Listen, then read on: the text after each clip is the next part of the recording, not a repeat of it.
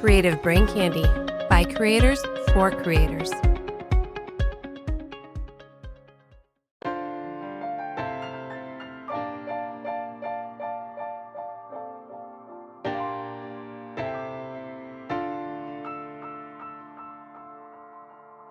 You're listening to Simply Stogies, a podcast dedicated to the cigar enthusiast.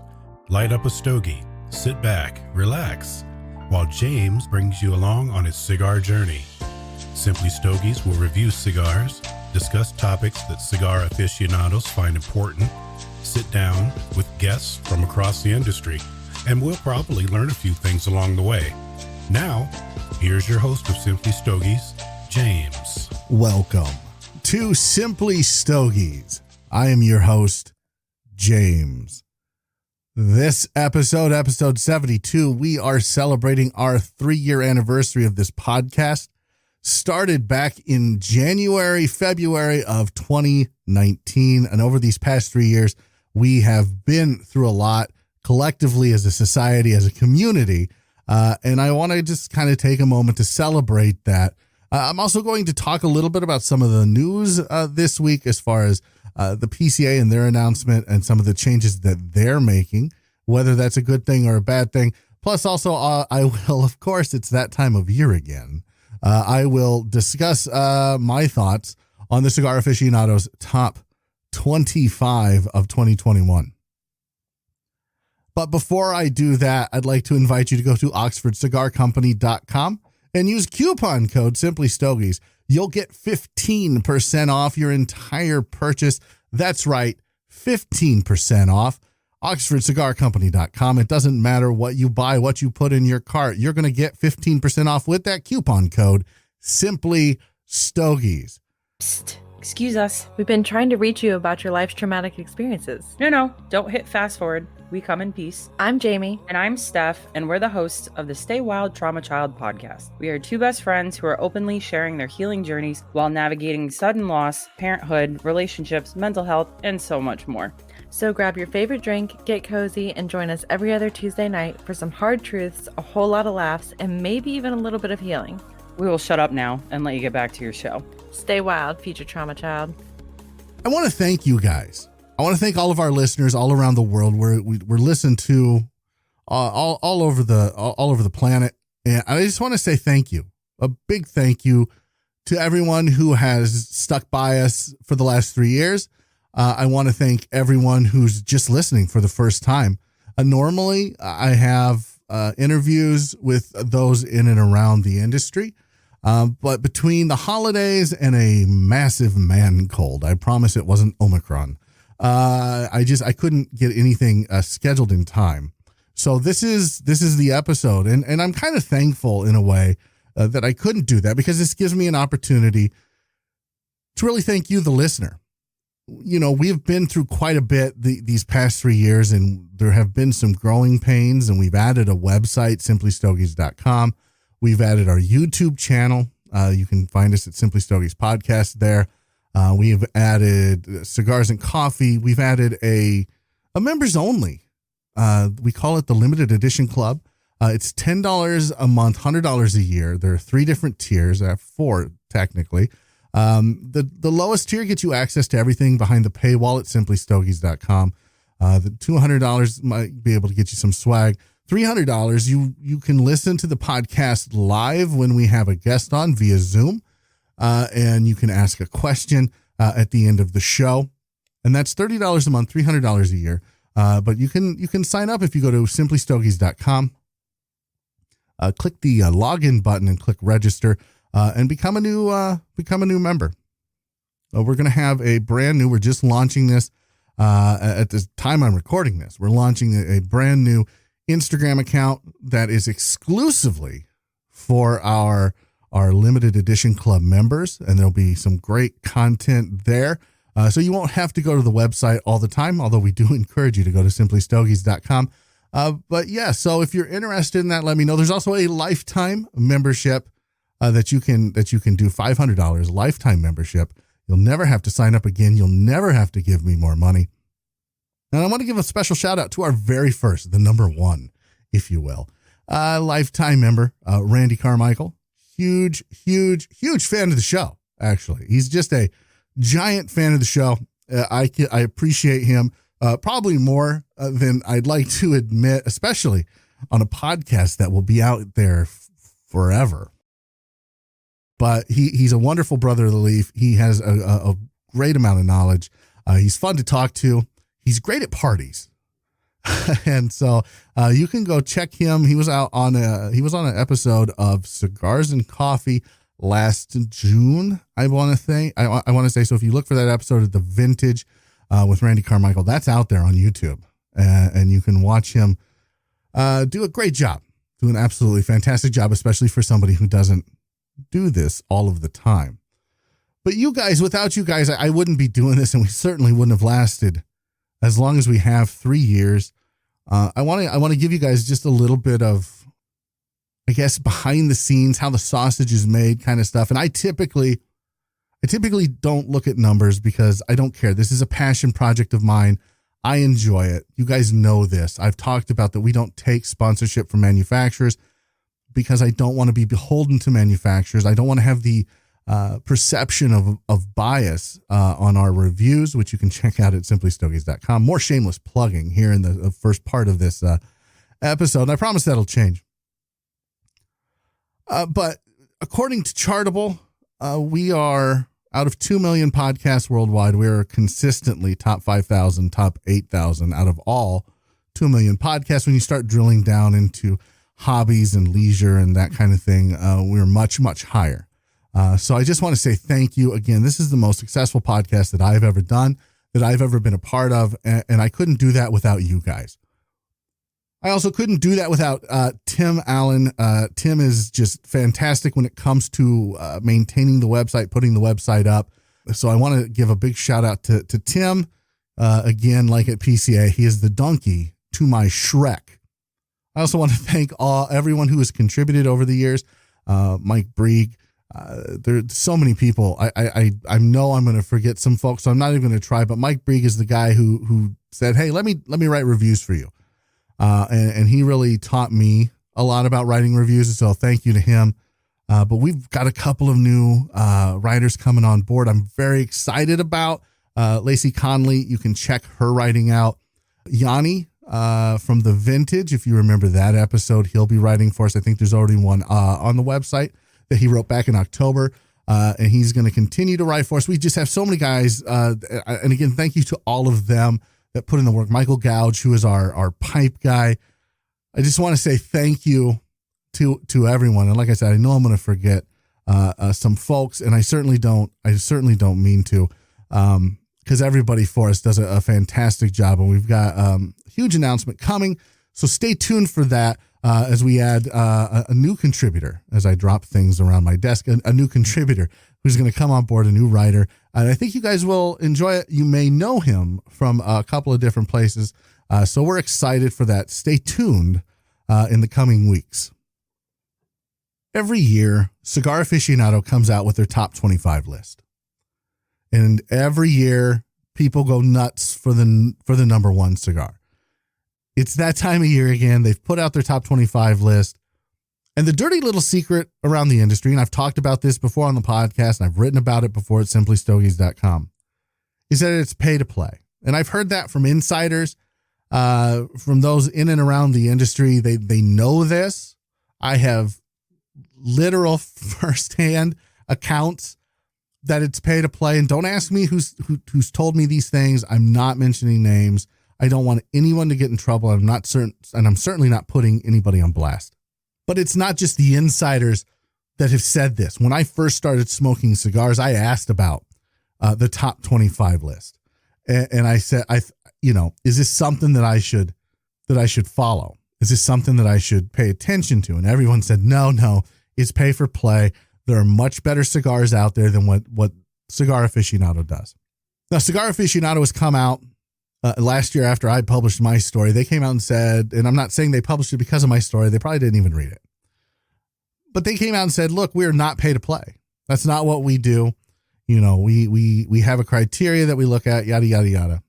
So at the very minimum, Cigar Aficionado has a perception problem because it's both insiders and just regular cigar smokers that feel that there's a bias when it comes to the top 25 list that Cigar Aficionado puts out.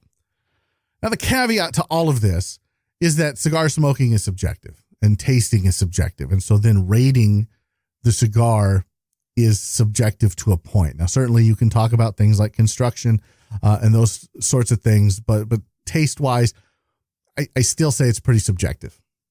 But they put out their top 25 list this year. Number 25 is the Alec and Bradley Kinsugi, the Corona Gorda. I think that's a phenomenal cigar. Now that's a cigar that I reviewed on simplystogies.com that I think rated a 9.1, 9.2, somewhere around there. I think it's a very, very, very good cigar, and that just cracked their top 25. And it's next to the E. Picarillo La Historia, the Ashton Heritage Puro Sol Churchill. It is next to an AJ Fernandez cigar, a Padilla cigar, La Flor Dominicana cigar, a couple of Cubans for 18 through 25. I've smoked the Ashton. I have smoked the La Flor Dominicana. It's the Airbender Chisel. And I would say the Kinsugi is better than all of them. But again, it's all very subjective. But it's interesting to me that Alec and Bradley, which is a boutique under the umbrella of Alec Bradley, and Alec Bradley is a boutique. You can go listen to the episode that I had with, Alec Rubin in Nebraska just a few months ago. But they say that they're a boutique. So they have a boutique brand that cracks the top 25. Then they have, I've already mentioned some. There's My Father, the Judge in there, a Hoya Silver made the top. I'm not saying it's a bad cigar. Again, like, I'm not knocking these cigars, guys. I'm not. I'm sure these are great cigars. But out of this list, like, they have the Warped Cloud Hopper. Good cigar. Absolutely. But when did it come out? When did the Rocky Patel Grand Reserve Robusto come out? The Cohiba Siglo 6. I mean, number one, I get that Cigar Aficionado is a worldwide magazine. So they have to do Cubans. And, Cuban Habanos SA is not coming out with a lot of new cigars. They're doing a lot of regionals and they're doing a lot of limited editions, but they're not doing a lot of brand new lines or brands. I just have such a huge problem with a cigar that was released in 2012 that is on the best of 2021. And here's why. Here's why I have a problem with these cigars that weren't released this past year to be on this. Number one, it cuts out boutique cigars. That's my number one complaint. I feel like brands like Castagli, Stolen Throne, Carolina Blue, Cavalier Geneva, like, there's so many great small boutique brands out there that do a fantastic job. And in my opinion, smoke and taste better than, I would say, conservatively 75% of the mainstream cigars. Why are they not getting love from Cigar Aficionado? Well, they're not in enough shops, is what they say. Well, I call bullshit. If you are the magazine that sells a lifestyle, because that's what they do. They sell a lifestyle. They do not sell to Joe and Jane, average cigar smoker. They just don't. Who they sell to is those with fuck you money. That's who they sell to. They sell to the guys that can afford Mercedes. They sell to the guys who can afford Rolls Royce. They sell to celebrities and influencers. That's who they sell to. And they want you to covet that lifestyle, a lifestyle that for the majority of us, we will never have. Do I like their interviews? Sure. I love their interviews with celebrities. But you know what? If you're going to have a celebrity and you're going to have them on the cover, like, maybe make sure they're smoking a cigar on the cover. Dwayne Johnson. Like, I love The Rock. And I'm sure he's probably smoked a cigar or two. But I'm sure he is also not a daily cigar smoker. He's probably not even a monthly cigar smoker. How many times can you have Michael Jordan on the cover? I love Michael Jordan, but how many times can you have him on the cover? How many times can you keep, beating that dead horse? So I just have a problem with how they sell it. number one. And number two, if you're selling a lifestyle, nothing screams exclusive lifestyle and nothing screams exclusivity like a small batch boutique brand. Like, and again, everyone knows I'm a Stagley fanboy, so I'm just going to say it like a Stagley. Those cigars are, for the most part, $12 and up, and they're very good. Very good. I would say they're as good, if not better, than the number one cigar of the year, the Padron 1964 Anniversary Series Torpedo. I mean, for Christ's sake, I've had Padron 1926s that are better than this. Why is this number one? So that's my first gripe with Cigar Aficionado. My second gripe with their top 25 list is this. A lot of these cigars have been out for well more than a year or two. In some cases, they've been out for close to a decade, if not over a decade. Why are they on a list for the top cigars of 2022 or 2021? I'm sorry. And here's why I have this issue. Blenders go through a lot of trouble to make sure, and we'll take the number one cigar of the year, which Padrones, we all know, are ultra premium brand, very good, solid. Every time you smoke it, it's a great experience. So I'm not knocking them. Please, guys, do not think that I'm knocking them. But blenders go through a lot of trouble to make sure that this Padron 1964 Anniversary Series Torpedo tastes the same as the Padron 1964 Anniversary Series Torpedo that was rolled in 2020, that was rolled in 2019, that was rolled in 2020, so on and so forth. And so you can make this argument with every cigar that's on the list that did not come out last year. The blenders have gone to great lengths to make sure that the blend that they put out in 2021 tastes like the blend that was put out in 2020, that tastes like the blend that was put out in 2019, that tastes like the blend that was put out in 2018. So what changed? They've tweaked the blend, like almost because it has to do with soil and mineral consumption. It has to do with the amount of sun, the amount of rain. It has to do with all of those things. And so, they're adding and taking out Ligero. They're adding and taking out things from the blend to make it taste exactly the same year over year over year. So what changed? Let's just say this Rocky Patel Grand Reserve Robusto came out in 2017. I don't know. I'm just throwing a number out there. I think that sounds right. Maybe it was 2018. It doesn't matter. The Oliva Serie V Milano Maduro Churchill. I think that might have been this year, but they just tweaked the blend. Why? Why is it on there? Why are these on there? If it tastes the same as it did the year it was released, which the blenders go to great lengths to make sure that it does, why? What changed this year? It doesn't make sense to me. So stick with blends that have been out for a year, maybe two tops. If you want to get really, fine, three. I think three, you put a moratorium on it, in the last 3 years. And Warped. I mentioned the Cloud Hopper. There are so many other good blends that Warped has put out. Why is the blend they put out a few years ago on this list? Where's the La Hacienda First Growth? Where is the Skyflower? Where it blows my mind that a company like Warp that's been around has really been putting out some phenomenal stuff in the last 2 years. They throw the Cloud Hopper on here. It's just kind of like a nod. Okay. I'm very happy to see Luciano, the Dreamer, on there. I think Luciano Morales is doing some great stuff with Ace Prime. And I'm very happy to see them on there.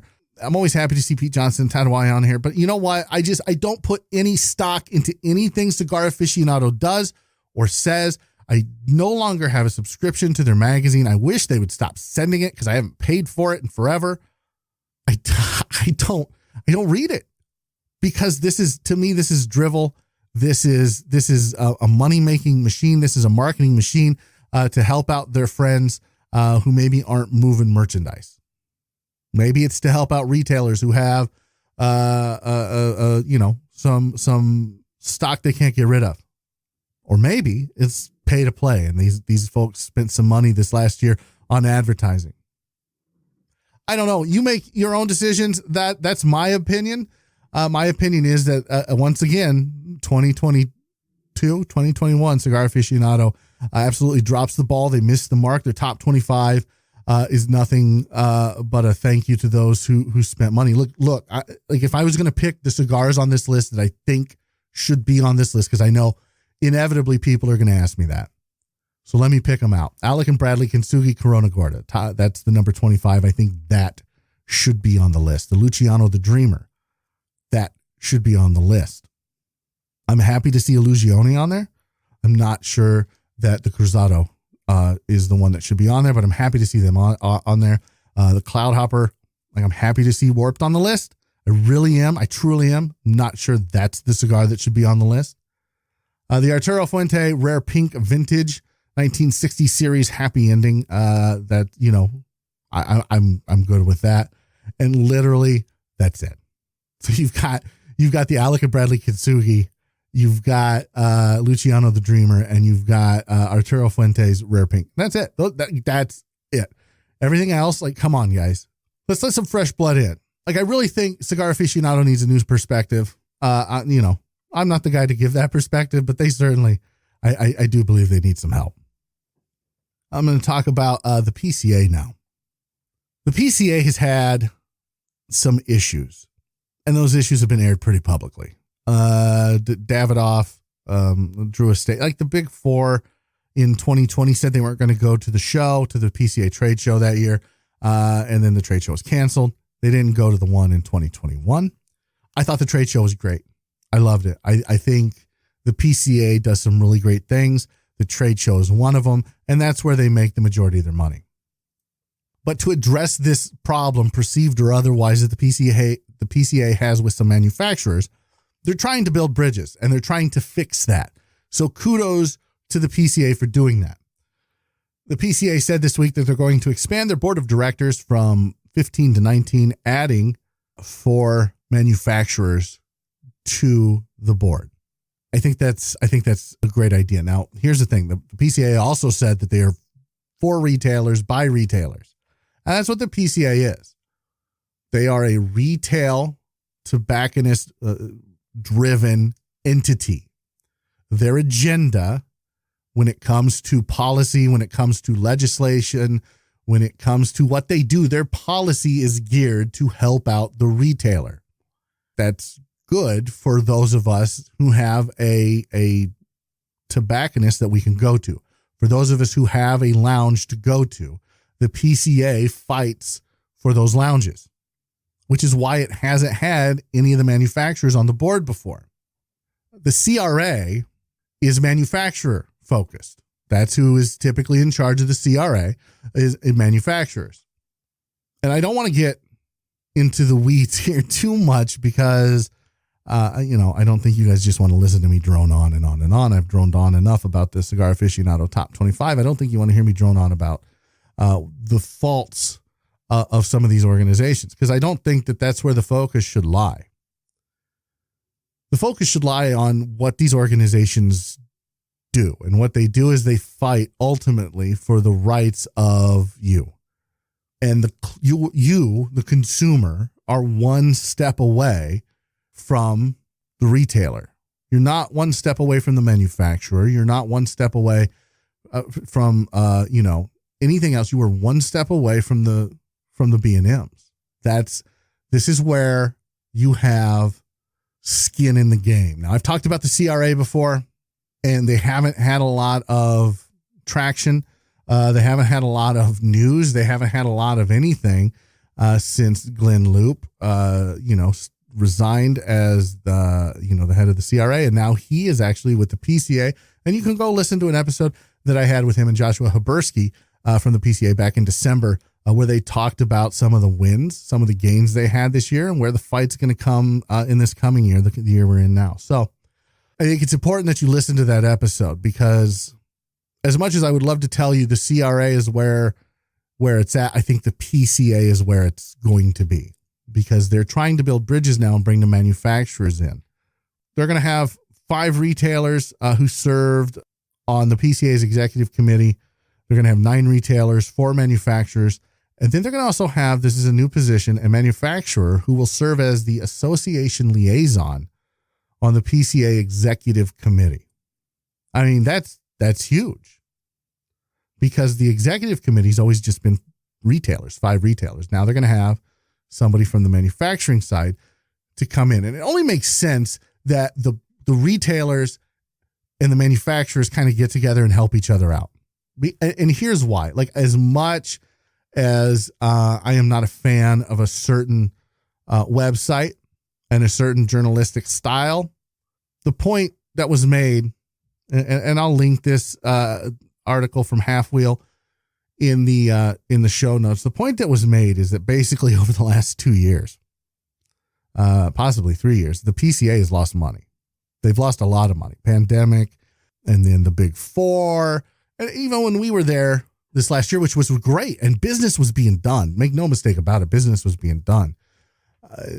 People said it just wasn't as big. It was like a third of as how big as it was. And I'm just thinking to myself, Jesus Christ, if it continues, like if it gets as big as it was, we will not be able to hit everybody. We couldn't hit everybody before. How are we going to hit everybody if they're able to add, more booths, more manufacturers?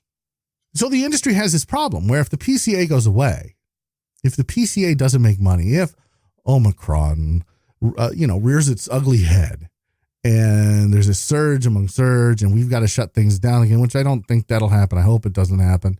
And the PCA doesn't go on this year, I think the PCA could be in real trouble, because that's where they make the majority of their money throughout the years, on the trade show.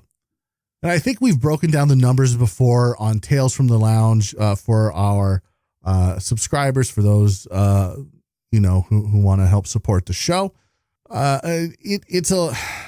It can cost upwards of $2 million for a booth, depending on the size of the booth. So the bigger guys, their booths usually cost $2 million. Now, a lot of that goes to, I don't want to say a lot of that, but some of that goes to the unions.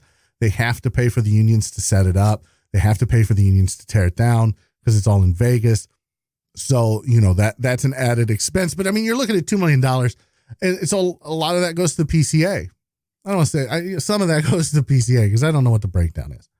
But if they're not able to make that money selling the booth space, for whatever reason, manufacturers don't want to go. They continue to have this beef with some of the manufacturers in the industry. Drew Estate, Davidoff, General, Altadas. I'm looking right at you guys.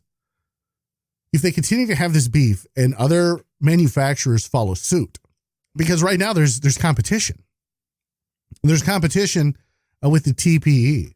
So if manufacturers follow suit and they decide, well, we can only go to one trade show, and we're going to go to the TPE over the PCA, and they do that, guess what? No one's fighting for your cigar rights anymore. I mean, you'll have the CRA, but they're not nearly as big or have the legislative gravitas that the PCA has. And the TPE is certainly not going to step up and do that job, because it costs a lot of money to do, which is why the PCA puts on the trade show. It's a vicious cycle. And I asked both Glenn and Josh when they were on in December how, Jane and Johnny Cigar Smoker can get involved. How can we do that? I don't want to say pressure, but maybe talk to your local lounges. Talk to the lounges that you're friends with. Talk to the owners and ask them if they're a member of the PCA. Ask them if they're going to the PCA. Because there's strength in numbers. And if retailers start pressuring manufacturers like, hey, we'd really like to see you at the PCA, I think that would go a long way. Because what you don't want to have happen, and again, I'm not going to mention names. You can go back. I'm sure Half Wheel wrote an article about it. But at the end of the PCA last year, one of the manufacturers, and again, not naming names, basically said, if you're not here, you're not relevant. So there's infighting even between manufacturers. It's a lot of political maneuverings. But the bottom line here is, folks, that the PCA is at least reaching, they put out an olive branch with the manufacturers, and I hope the manufacturers take that olive branch and understand what it is. And I hope they understand what the bigger picture is. Because there's the CRA, there's the PCA, and there's the CAA. Those are the three legislative, fighters for legislation that are pro-cigar here in America on the federal level. And I've told you what the PCA, what their agenda is. It's retail driven. The CRA's agenda is manufacturer driven. And the CAA's agenda is. I'm not even sure what that is, but I can tell you who's behind it, and that's Big Tobacco. And there's a difference between Big Tobacco and the premium cigar industry. Premium hand-rolled cigars versus Big Tobacco. I want you to think about that for I'm sure that will become readily apparent, which is why you don't hear a whole lot of conversation about the CAA in cigar circles, but they do fight for the tobacco rights, and it's just they have their own separate agenda. And so what you don't want to have is just them in the fight, because the CRA is, I don't want to say inept, but I don't think they're bringing in a lot of money. They have an ambassador program that sees zero movement, zero. And there's no incentive to continue to be an ambassador. There's no incentive. I could do a whole show on that, but I won't, because it would bore you to tears. Needless to say, we need to get involved. And so listen to the episode with Glenn Loop and Joshua Habersky back in December if you haven't already, and do some of that. But again, just talk to your local B&M and ask them if they're a PCA member, and tell them to get involved. Because if they don't get involved and you're not involved, and the manufacturers and the retailers continue to have this rift, I mean, the bottom line is it's not going to be good for the consumer. So keep that in mind, folks. You do have skin in the game when it comes to this kind of stuff, and it will pay to be informed. And that's going to do it for this episode of Simply Stogies, guys. I appreciate you more than you'll ever know. Thank you so much for listening. Go follow us on Instagram, Simply Stogies Podcast, Twitter, Simply Stogies. I'd invite you once again to become a limited edition club member. Go to simplystogies.com, click the login button, click the register button, and become a member. Help support us. We're a small podcast. We do great movement on the podcast. And check out our YouTube channel. Rate and like us on iTunes, all that good stuff. And join me next time, where I'm not sure who I'll be talking to, but I promise it'll be Simply Stogies. Stay smoky, friends. Thank you for listening to Simply Stogies. Visit simplystogies.com for the latest articles and reviews. Subscribe to our YouTube channel for the latest in video content, and please rate and review Simply Stogies on Apple Podcasts, Google Podcasts, iHeartRadio, and Spotify. You can follow James on his cigar journey on Instagram at Simply Stogies Podcast, all one word, and on Twitter at the Twitter handle at Simply Stogies. If you have a question or suggestion for James, or would like to be on the show, please send an email to info@simplystogies.com. The views and opinions expressed by James and his guests are their own and do not reflect those of Creative Brain Candy or their affiliates.